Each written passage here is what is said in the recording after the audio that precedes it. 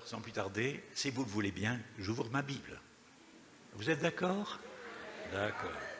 Vous savez, il arrive que maintenant, dans certaines assemblées, on n'ouvre même plus la Bible. On chante, on chante, on chante. Et puis le prédicateur prend la parole, il parle, il parle, il parle. Et puis moi, j'attends toujours qu'on ouvre la Bible. Et puis parfois, ça ne s'ouvre pas. Alors je suis frustré. Je pense que c'est la première chose à faire dans une église, de Pentecôte surtout, c'est d'ouvrir la parole de Dieu. Alléluia. Aujourd'hui, c'est un grand jour de fête. Vous savez ce que c'est aujourd'hui? C'est dimanche, me disait une sœur hier. Oui, mais c'est aussi la Pentecôte. Lundi, c'est lundi de la Pentecôte, mais aujourd'hui, c'est la Pentecôte. Alors, je trouve que ce serait dommage de ne pas vous parler de la Pentecôte, de vous parler de la première Pentecôte. Il y a quelques années à Bruxelles, la pastorale a fait venir un prédicateur le lundi de Pentecôte et on avait fait un grand rassemblement. Alors il prêchait le matin, il prêchait l'après-midi. Et j'étais vraiment frustré parce qu'il n'a même pas parlé de la Pentecôte. Je dis, c'est dommage quand même. Voilà. Eh bien, nous, on n'attend pas la Pentecôte pour parler de la Pentecôte, on en parle régulièrement. Donc, ce que je vais vous dire, vous le savez. Vous qui avez l'habitude de venir dans une église de Pentecôte, vous le savez. Mais c'est bien de rappeler les choses. Et c'est pourquoi le Seigneur m'a mis à cœur certainement cela. Et je fais avec vous la lecture immédiatement dans les Actes des Apôtres. Actes des Apôtres. C'est quel chapitre à votre avis? Oui, c'est bien ça. Il y en a qui connaissent leur Bible. Voilà. Voilà, chapitre 1er. Voilà, je mets ma montre là. Il ne faut pas déborder. Il est 9h15, un peu plus même, presque 9h20. Je dois terminer à quelle heure, Joseph? 10h, moins quart? 10h moins 10? D'accord, on va essayer de respecter ça. Ok. Alors, dans les Actes des Apôtres, le chapitre 1er, le verset 8 jusqu'au verset 14, il est dit, Actes des Apôtres, chapitre 1er, verset 8 à 14, je lis. « Mais vous recevrez une puissance, le Saint-Esprit survenant sur vous, et vous serez mes témoins à Jérusalem, dans toute la Judée, dans la Samarie et jusqu'aux extrémités de la terre. » Alléluia. Dieu soit béni. « Mais vous recevrez une puissance, le Saint-Esprit survenant sur vous. » Y a-t-il ici des frères et sœurs qui ont reçu cette puissance? Magnifique, alléluia. Mais je vois que les mains ne se sont pas levées, ça veut dire qu'il y en a qui n'ont pas encore reçu cette puissance. Dieu soit béni. Elle l'est pour vous aujourd'hui. Bon, c'est des petits amen, on n'a pas l'air d'y croire. Mais vous savez, on reçoit cette puissance par la foi. Et si vous croyez que vous pouvez la recevoir après, n'est-ce pas, mon message, pendant ce petit temps que je vais avoir avec vous dans la prière, vous le recevrez. Quand nous étions en Guadeloupe, quand nous étions à Basse-Terre, je me rappelle, presque toutes les semaines, il y avait des baptêmes dans le Saint-Esprit. Des baptêmes dans le Saint-Esprit. Et la salle qu'on avait, qui est disparue, qui est envolée, en faveur de cette belle salle, eh bien, est devenue rapidement trop petite. Et il a fallu l'élargir. Heureusement qu'il y avait du terrain, il a fallu l'élargir. Dieu soit béni. Et à ce moment-là, il y avait un terrain à louer, c'est celui où nous sommes. Et tout de suite, j'ai sauté sur l'occasion avec le bureau. On a dit, il faut prendre ce terrain pour le parking. Et c'était le parking. Parce que vous avez difficile de vous garer là. Et c'était déjà à l'époque difficile, alors qu'il n'y avait pas autant de voitures. Alors je rends grâce à Dieu de ce que les choses ont changé. Le bâtiment, le vieux bâtiment de bois, qui était rempli de poux de bois, est parti. Et puis on a fait un bâtiment dur, il est solide, merci Seigneur. Et puis il y a quand même, malgré tout, un parking, peut-être même deux parkings maintenant. On peut encore garer un petit peu là derrière. Oui. Et puis un peu plus haut, merci Seigneur. Vous avez une belle assemblée, Dieu soit loué, et Dieu continue à vous bénir, et je m'en réjouis vraiment. Alors vous recevrez une puissance, le Saint-Esprit survenant sur vous. Alors, les apôtres, réunis, lui demandèrent, Seigneur, Est-ce en ce terme que tu rétabliras le royaume d'Israël? Il leur répondit, ce n'est pas à vous de connaître les temps ou les moments que le Père a fixés de sa propre autorité, mais vous recevrez une puissance, le Saint-Esprit survenant sur vous, et vous serez mes témoins à Jérusalem, dans toute la Judée, dans la Samarie et jusqu'aux extrémités de la terre. Alléluia. Dieu soit béni. Je m'arrêtais là. Jusqu'aux extrémités de la terre, vous, n'est-ce pas, vous servirez le Seigneur, vous serez mes témoins. Eh bien oui, aujourd'hui c'est la Pentecôte, c'est une grande fête chrétienne qui commémore en effet la venue de la puissance du Saint-Esprit sur la toute jeune Église. Alléluia.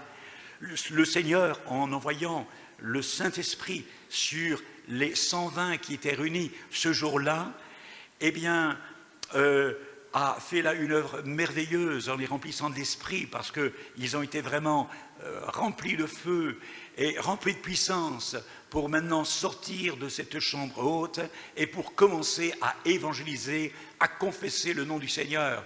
Le baptême dans cet esprit est une puissance qui nous donne la possibilité de témoigner, d'aller vers les ténèbres, de les dissiper au nom de Jésus et d'arracher des ténèbres tous ceux qui sont encore perdus dans leurs péchés et de les amener à Jésus-Christ. Alléluia. Oui, le ciel s'est ouvert et le Saint-Esprit est venu et la parole de Dieu nous parle de ces choses d'une manière si belle. En effet, dans Actes des Apôtres, toujours chapitre 1er, versets 12 à 14, je lis « Alors, ils retournèrent à Jérusalem après avoir entendu ce que Jésus disait, vous recevrez une puissance. » Mais il leur avait dit de ne pas quitter Jérusalem avant de la recevoir. Alors ils retournèrent à Jérusalem de la montagne appelée des Oliviers, qui est près de Jérusalem, à la distance d'un chemin de sabbat. Et quand ils furent arrivés, ils montèrent dans la chambre haute où ils se tenaient d'ordinaire. C'était Pierre, Jean, Jacques, André, Philippe, Thomas, Barthélemy, Matthieu, Jacques, fils d'Alphée, Simon le Zélote et Jude, fils de Jacques. Tous, d'un commun accord, persévéraient dans la prière. C'est important. Et ils l'avaient compris. Tous persévéraient dans la prière et dans l'action de grâce ou l'oraison avec les femmes et Marie, mère de Jésus, et avec les frères de Jésus. Amen. Et pendant 10 jours, ils vont prier. Le premier jour, rien n'arrive.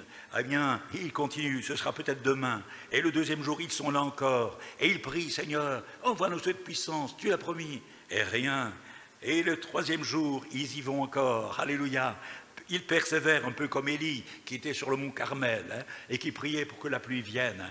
Alors, ils sont là dans la persévérance. Et le deuxième jour, tout à coup, le Saint-Esprit est descendu sur cet auditoire, ce petit auditoire de 120 personnes. Le jour de la Pentecôte, c'est la fête de la Shavuot. Voilà, la Shavuot, qui est la deuxième fête juive. C'est une fête qui fête en l'honneur des prémices, des premiers fruits de la moisson, du début de la moisson. Voilà. Et on offre cela à Dieu, les prémices, on offre cela à Dieu comme action de grâce en disant « Seigneur, merci, tu as permis maintenant que nous récoltions cette moisson, le blé pousse, merci Seigneur, et les premières gerbes vont être ainsi offertes au Seigneur. » La Shavuot, fête de Pentecôte, Pentecôte juive. Et c'est le jour de la Pentecôte juive. Il y avait donc beaucoup de monde en ville. Et c'est ce jour-là que le Saint-Esprit va venir sur l'Église. Et ce sera là, en effet, la fête de la moisson pour l'Église. Alléluia. La fête de la moisson. Et là, ils vont récolter tout de suite. Quand l'apôtre Pierre, rempli du Saint-Esprit, va commencer à prêcher. Vous connaissez le texte. Voici que des milliers de personnes sont là. Et ces personnes vont être touchées à salut et vont se donner au Seigneur et faire cette belle expérience du baptême dans le Saint-Esprit. Alléluia. le Saint-Esprit va agir sur les 120, et les 120 remplis de l'Esprit vont rendre témoignage. Ils vont donc sortir, ils vont prêcher. Les gens ne comprennent pas ce qui se passe. Ils les entendent parler en langue, ils ne comprennent pas. Certains disent, mais ils sont saouls, ils ont bu. Et Pierre dira, non, ils n'ont pas bu. Et alors, il explique ce phénomène. Et alors, voilà que les personnes qui sont là, qui sont nombreuses, vont être touchées dans leur cœur. Que Dieu soit béni. Il est dit en effet au chapitre 2, verset 1er, le jour de la Pentecôte, le Seigneur, le jour de la Pentecôte, ils étaient tous ensemble dans le même lieu, et tout à coup il vint du ciel du bruit comme celui d'un vent impétueux, et il remplit toute la maison. Alléluia. Et la parole de Dieu dit que où ils étaient assis, cette puissance remplit la maison, les langues semblables à des langues de feu leur apparurent séparées les unes des autres, se posèrent sur chacun d'eux, et ils furent tous remplis du Saint-Esprit, et ils se mirent à parler en langue, en d'autres langues, selon ce que l'Esprit leur donnait à s'exprimer. Alléluia. Et c'était là, pour eux, bien sûr, une première expérience. C'est vrai qu'il y avait eu, à cet égard, des paroles qui avaient été données à cet égard de cet événement. Cela avait été prophétisé. Et voilà maintenant l'accomplissement de cette prophétie. Le baptême dans cet esprit, c'est une puissance. Alléluia. Certains chrétiens, après l'avoir reçu, parlent en langue. Et d'autres chrétiens qui, après ça, disent, mais moi aussi, je voudrais parler en langue. Alors, je veux être baptisé dans cet esprit. Et ils le reçoivent, alors ils se mettent à parler en langue. Mais ils oublient une chose, que le baptême du Saint-Esprit ne nous a pas été donné pour parler en langue. Le baptême dans le Saint-Esprit nous a été donné pour être des témoins du Seigneur. Parce qu'il a dit, vous serez mes témoins. Et le Saint-Esprit nous est donné comme puissance, comme force, pour témoigner, pour confesser le nom du Seigneur. Mais alors, le parler en langue. Mais le parler en langue, ce n'est tout simplement que le signe initial du parler en langue. Celui qui parle en langue, eh bien, en effet, est rassuré. Il dit, mais oui, je suis baptisé dans le Saint-Esprit, je parle en langue. Il m'est arrivé dernièrement à Bruxelles de faire une petite enquête. J'ai rempli des fiches pour quelques frères qui voulaient être diacres ou anciens. Et dans les questions, il y a celle-ci, êtes-vous baptisés dans le Saint-Esprit? Et les frères ou les sœurs, enfin certains frères, certaines sœurs avaient écrit oui. Et la deuxième question, parlez-vous en langue? Et ils disaient non. Alors comment peut-on être baptisé dans l'Esprit si on ne parle pas en langue? Donc ça veut dire quelque chose qui ne va pas. Alors j'ai vu qu'il y avait une confusion dans l'esprit de ces chrétiens. C'est vrai que quand nous donnons notre cœur à Jésus-Christ, son esprit vient habiter en nous.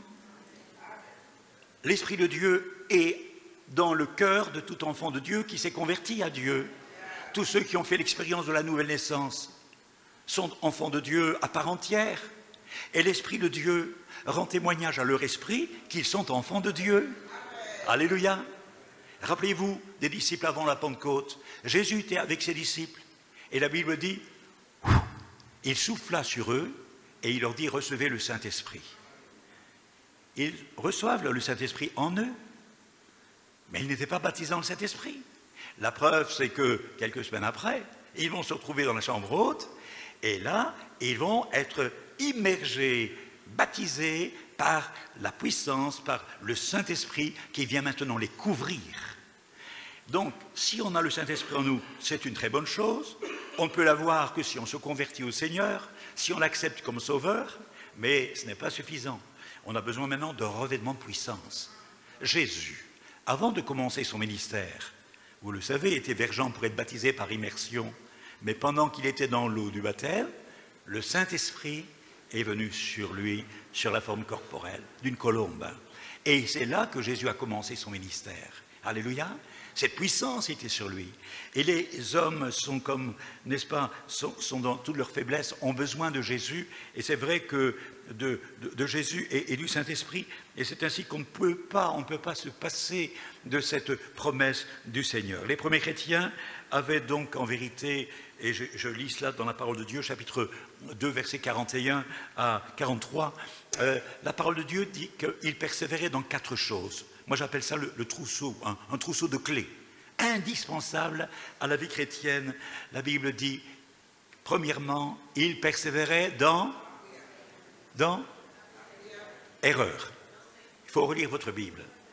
Il persévérait dans quoi? Dans? Très bien, l'enseignement des apôtres. Deuxièmement, il persévérait dans? Dans? Non, pas la prière. Dans la communion fraternelle. Troisièmement, il persévérait dans?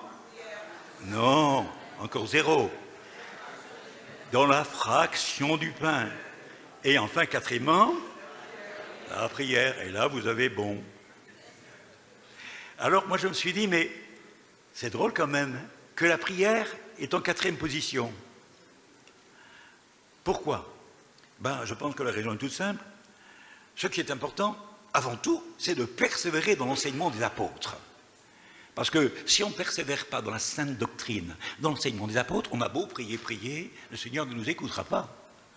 Et il faut donc connaître sa parole, lire sa parole, nous laisser pénétrer par sa parole et persévérer dans l'enseignement des apôtres. C'est très important. Il y a tellement de mauvais enseignements autour de nous, tant de sectes qui se multiplient. Aujourd'hui, on est saturé de faux prophètes. Il y en a tout plein sur Bruxelles. La plupart viennent d'Afrique. Et c'est incroyable. Hein? Le Seigneur m'a dit de vous dire, le Seigneur m'a révélé, etc. Et constamment, ils sont avec ça. Et quand vous les entendez prêcher, ils n'ouvrent même pas la parole de Dieu. Ils ne prêchent pas la parole de Dieu. Et ils disent vraiment des bêtises.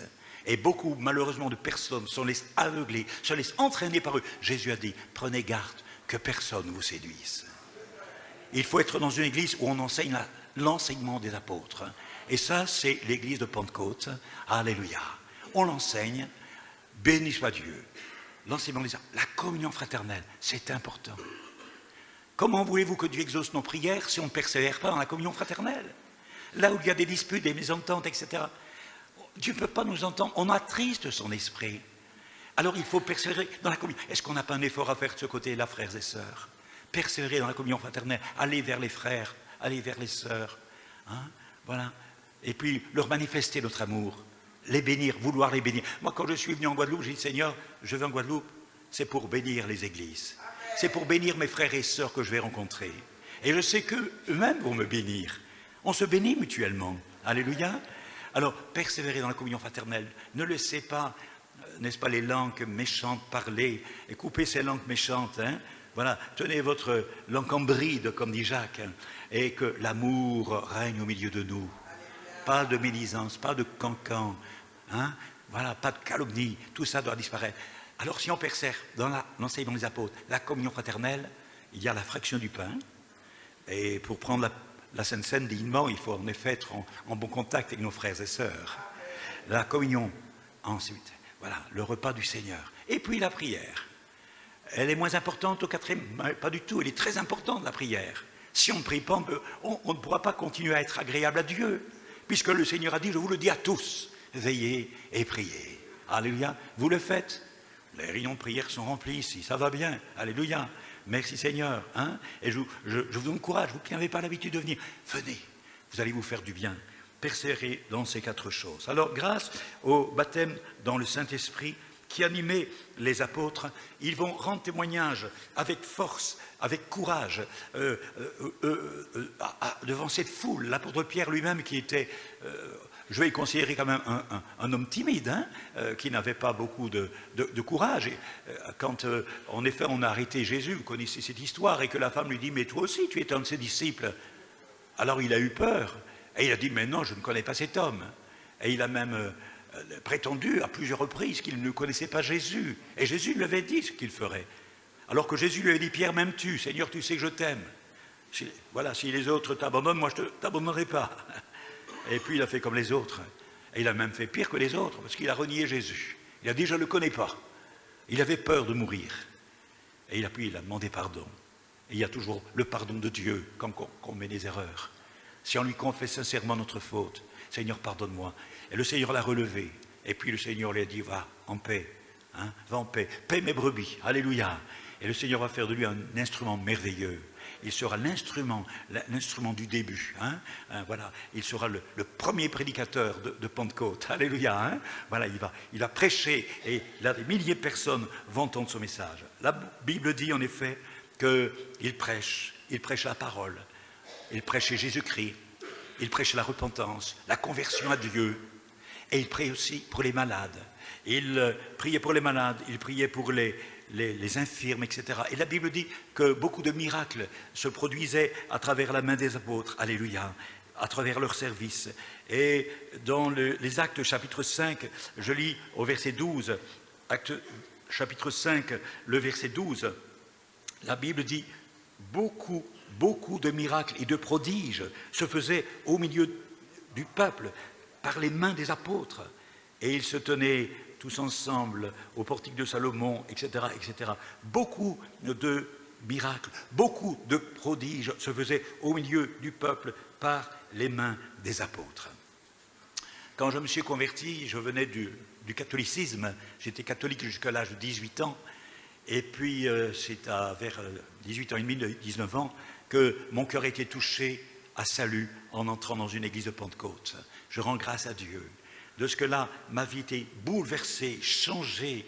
J'ai connu vraiment ce qu'on appelle la nouvelle naissance, la conversion, une conversion authentique. J'étais vraiment devenu une nouvelle créature. Mes amis ne me reconnaissaient pas. Ils me disaient, mais comme tu as changé, ton regard qui était si dur est devenu doux, tes paroles qui étaient blessantes sont pleines de douceur aujourd'hui, ton comportement, son attitude, ça les touchait. Et moi-même, j'étais tellement heureux. Tu es toujours avec le sourire. Là encore, dernièrement, un pasteur me dit, pourtant il me connaît depuis des années, mais frère Hamel, je vous vois toujours sourire. Mais c'est parce que je suis toujours content. Hein? Voilà, toujours content. Content d'être dans la main du Seigneur. Alléluia. Hein? Et la joie de Dieu est ma force. Alléluia. Hein? Alors, le Seigneur là m'a guéri, m'a libéré de toutes les maladies que j'avais, tout particulièrement de la sinusite chronique que je traînais depuis des années. À l'imposition des mains, directement j'ai été guéri. Et puis il y a eu des guérisons qui se produisaient autour de moi. Et là j'ai compris que Jésus non seulement sauvait, pardonnait, mais aussi guérissait, libérait. Et il m'a guéri, il m'a libéré. Et puis très rapidement j'ai consacré ma vie à Dieu. J'ai dit Seigneur, je te donne. J'ai pas grand chose à te donner. Et à cette époque on chantait « Je te donne ma jeune vie, prends mon corps et prends mon âme. » Et je le chantais en pleurant. Hein? Parce que j'étais sincère, je consacrais ma vie au Seigneur. Et là, le Seigneur m'a pris au mot, et rapidement, il m'a parlé. Il m'a parlé par une prophétie dans l'assemblée, puis, quelques jours après, par un songe pendant la nuit. Et qu'est-ce que j'ai vu dans ce songe? Eh bien, je me suis vu en train de prêcher. Alors que moi, j'étais loin de m'imaginer que je serais prédicateur. Je n'avais pas la parole facile. J'étais très timide. Et vraiment, on m'aurait dit, tu vas être un jour un prédicateur, un pasteur. Non, j'aurais dit, non, tu rigoles, toi, non. Non, je me sentais tellement incapable de jouer ce rôle-là, si on peut parler de rôle. Mais le Seigneur m'a parlé, il m'a dit, tu seras mon serviteur. Sanctifie-toi, consacre-toi, je t'enverrai un jour au loin. Et là, dans ce songe, dans cette vision, j'ai vu que je prêchais à des gens de couleur. Il y avait là à peu près 500 personnes. Et le Seigneur m'a dit, je te verrai un jour au loin, tu quitteras ta patrie et tu me serviras au loin. Et puis le songe a disparu. Et puis j'ai rien dit à personne, et quelques jours après, dans l'église, il y a une prophétie. Personne ne savait ce que j'avais eu comme songe. Dieu m'a dit, à travers la bouche de cette sœur qui prophétisait, je t'ai parlé par songe, je t'ai dit que je t'appelais pour le ministère, qu'un jour je t'enverrai au loin, sanctifie-toi, consacre-toi. Et plus loin, quelques mois après, je fais mon service militaire dans la ville de Liège, en Belgique, et là encore, une prophétie semblable. Voilà. Et là, j'ai compris que Dieu m'appelait. Après mon service militaire, le pasteur m'a demandé de conduire les chants, puis il m'a demandé de m'occuper de la jeunesse, puis il m'a demandé de commencer à porter un petit message. Et puis avec les jeunes, on était une jeunesse enthousiasme, remplie d'esprit, pleine d'amour. On allait toutes les semaines sur la place pour témoigner, confesser le nom du Seigneur. On allait dans les rues, on parlait de Jésus-Christ. Comme on faisait ici, hein. Moi je me rappelle quand j'étais ici, on le faisait avec les jeunes. Hein. Allez, on y allait, on sortait, on rendait témoignage. Et puis voilà, en faisant cela, l'œuvre de Dieu s'est poursuivie. Et un jour, eh bien, j'ai commencé ma première mission. Le pasteur m'a dit, voilà, il faut y aller. On a loué une grande tente et puis on a installé cette grande tente et on a commencé à prêcher. J'étais le prédicateur et ce jour-là, il y avait là plusieurs malades et il y a eu des miracles. Pas seulement des guérisons, mais des miracles. Un enfant de 4 ans qui n'avait jamais marché, qui a été immédiatement guéri par la prière. Une femme qui était paralysée dans une chaise roulante, qui a été délivrée immédiatement après la prière. Cette femme s'est levée et a marché, alors qu'elle avait été trépanée, côté droit paralysée. Elle avait été partout pour que les médecins la soulagent dans ses souffrances. Mais les médecins ne pouvaient rien faire. Mais Dieu Tout-Puissant l'a guérie. Alléluia. Et c'est ainsi donc que j'ai continué mon ministère. J'ai ouvert 2 œuvres en Belgique. Et donc dans l'évangélisation, et puis après la porte s'est ouverte en mission, et je suis arrivé en mission, et là j'ai vu que le Seigneur aussi, en mission, guérissait les malades, libérait les captifs, alléluia, libérait aussi tous ceux qui étaient liés par de mauvais esprits. J'en ai rencontré un petit paquet quand même ici en Guadeloupe, des personnes qui avaient fait de la sorcellerie, des personnes qui avaient fréquenté des quimboiseurs, etc. Et je remercie le Seigneur parce que j'ai vu des gens qui étaient possédés vraiment du diable, qui ont été libérés dans le nom de Jésus-Christ. Amen. J'ai vu beaucoup de malades guéris ici, quand j'étais en Grande Terre, et aussi quand je suis arrivé en Basse Terre. Et je dis, Seigneur, c'est vrai, ta parole dit que tu es le même hier, aujourd'hui et éternellement. Alléluia.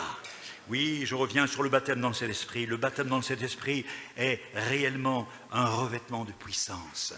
Et ceux qui ont reçu le baptême dans l'Esprit, qui parlent en langue, faites attention, parce que parfois, on peut s'arrêter de parler en langue. On parle de moins en langue. Puis on ne parle plus en langue et on s'affaiblit. On s'affaiblit de plus en plus. Alors je t'encourage de reprendre la bonne habitude de parler en langue. Tu ne sais pas ce que tu dis, c'est vrai, mais tu sais ce que dit la Bible à ce sujet. Tu dis des merveilles à Dieu et l'Esprit de Dieu intercède pour toi. Alors parle en langue, parle en langue. Remplis-toi du Saint-Esprit en louant le Seigneur en langue, en bénissant Dieu en langue. Alors, c'est vrai que la puissance vient, la puissance du Saint-Esprit. Comment reçoit-on le baptême dans le Saint-Esprit? Eh bien, c'est par la foi, tout simplement par la foi. On le reçoit par la foi. Matthieu, chapitre 1er, verset 8, ils étaient là réunis et ils demandaient au Seigneur, et le Saint-Esprit est venu sur eux. Dieu soit béni. On le reçoit par la foi.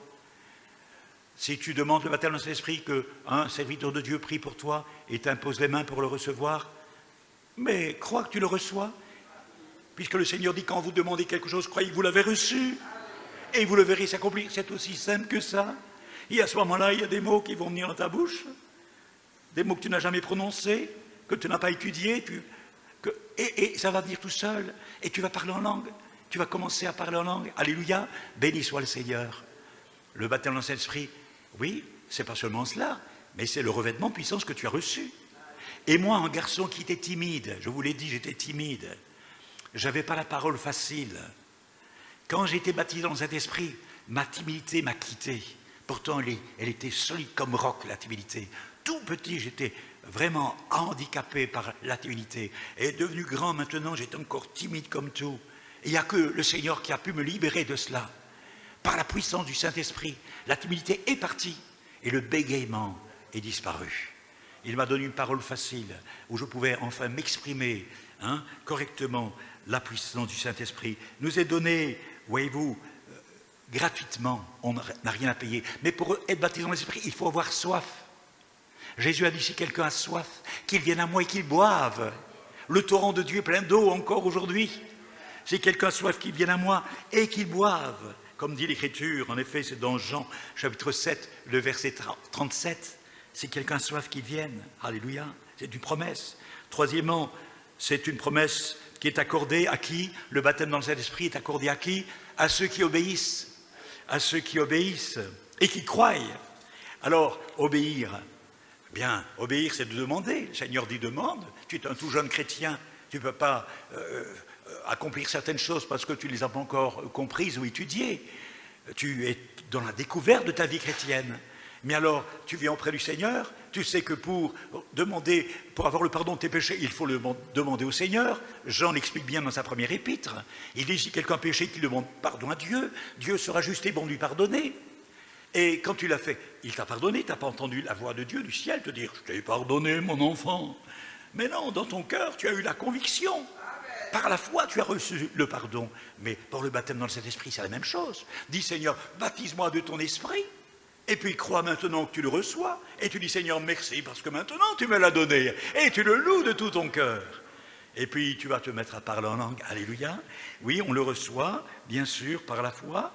On reçoit aussi, si on a soif, le Seigneur ne baptisera pas quelqu'un du Saint-Esprit qui n'en a pas besoin. Et malheureusement, il y a des chrétiens qui disent, ben moi je peux me passer de ça, ok, c'est dommage, tu te prives de quelque chose d'extraordinaire.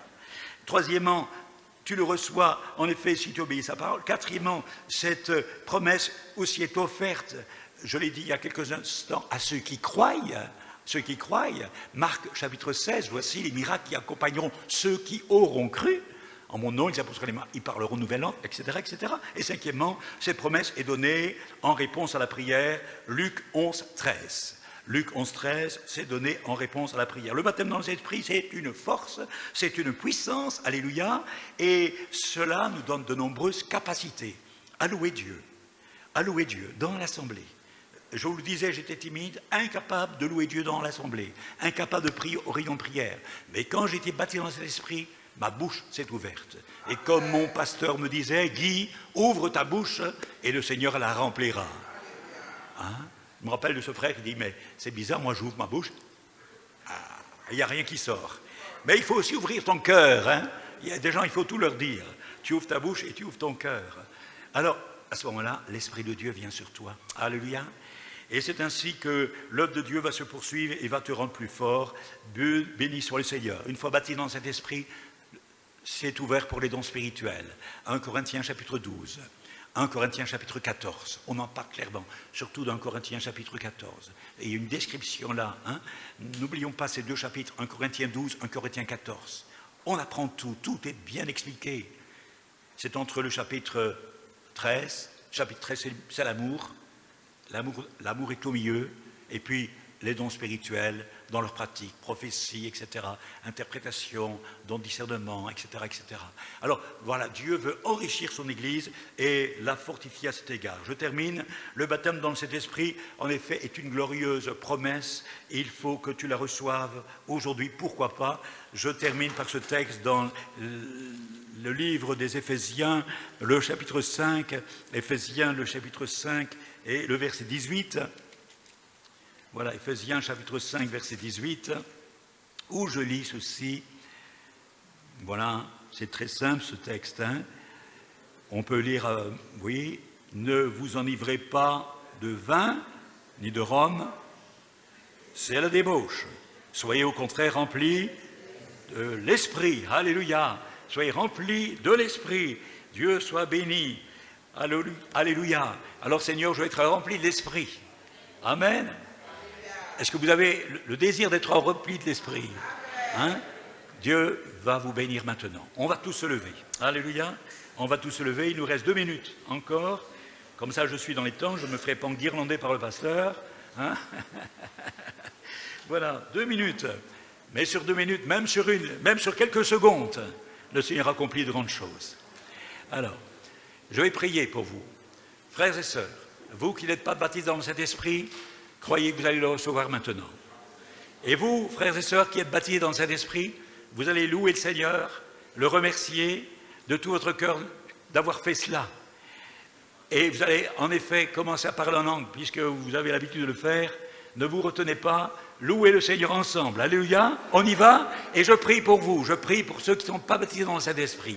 Seigneur, c'est au nom de Jésus que je m'approche de toi. Je te prie maintenant de confirmer ta parole, de manifester ta gloire. Seigneur, ce que tu as fait pour une multitude de chrétiens, ce que tu fais encore aujourd'hui, fais-le maintenant. Ici, Seigneur, à la rue Maurice-Marie-Claire, dans cette assemblée de Dieu. Seigneur, oh Dieu, bénis nos bien-aimés, nos frères, nos sœurs, nouveaux convertis, anciens convertis, qui n'ont pas encore fait l'expérience. Maintenant, pose ta main, que la gloire de Dieu vienne, que le ciel s'ouvre, alléluia, au nom de Jésus, puissance de vie, puissance divine, viens, Esprit Saint, viens, descends, descends, descends, descends, remplis tes enfants, remplis-les de feu, remplis-les de ton esprit, renouvelle ceux qui ont été baptisés, baptise Seigneur à nouveau, renouvelle, bénis tes enfants, Oui, souffle, souffle, Seigneur, sur ton peuple, souffle sur ton Église, au nom de Jésus. Alléluia. Oh, Alléluia. Lokama bakena fada, insondal henagano lodeges, oh la panini kena fadages, oh lodegens sai folododa, me colon senza namabakanta laia. Oh, Alléluia. Béni soit le Seigneur, béni soit le Seigneur. Alléluia, Alléluia, Alléluia, Alléluia. Oh, merci Seigneur. Alléluia. Amen. Merci Seigneur. Merci Jésus. Merci Seigneur. Alléluia. Alléluia. Alléluia. Jésus est vivant. Jésus est vivant. Par son sang pur, il m'a racheté. Par sa puissance, il m'a délivré. De son esprit, je suis baptisé, car Jésus est vivant.